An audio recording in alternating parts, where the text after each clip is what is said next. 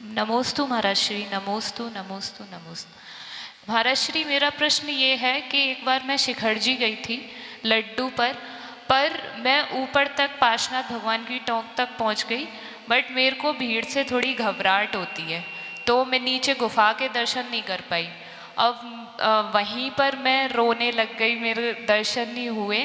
तो वो मेरी मतलब मुझे पाप है या पुण्य है, क्या क्या लगेगा मेरी भावना? सुनिए, नीचे गुफा में नहीं जा पाए तो कोई बड़ी बात नहीं, उस भूमि पर पहुंचने से ही वही फल है।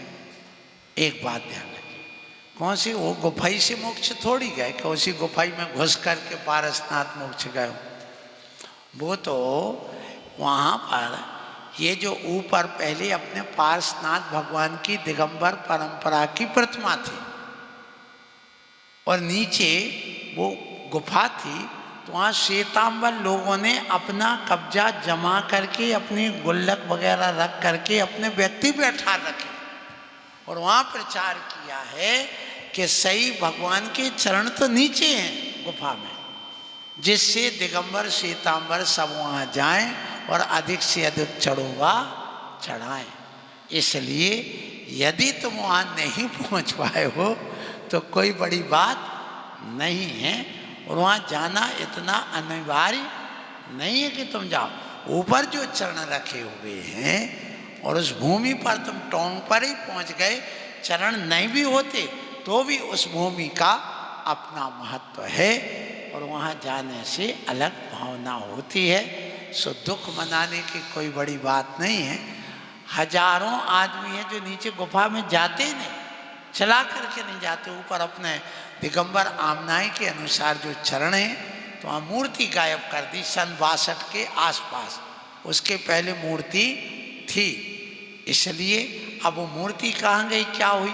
क्योंकि पर्वत पे कहीं मूर्ति थी नहीं, सिर्फ पार्श्वनाथ भगवान के यहाँ थी और जल मंदिर में थी। तो जल मंदिर में सभी पर्वत के वहाँ पर मंदिरों में उन्होंने आंख जड़ दी जल मंदिर के उन प्रतिमा में।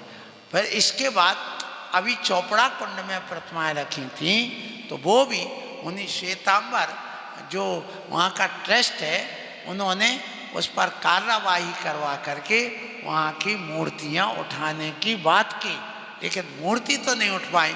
लेकिन वहाँ जो कमरे वगैरह बने थे, साधु के आहार वगैरह होते थे, उन सब में स्टे लग गया है। अब वहाँ आहार नहीं हो पाते हैं, ऐसी बड़ी विडंबना है और वहाँ की बहुत सारी बातें हैं, उससे कोई मतलब नहीं। शिखर जी पहुँच गए, एक टोंक पर भी करके दर्शन करके आ गए, तो भी वही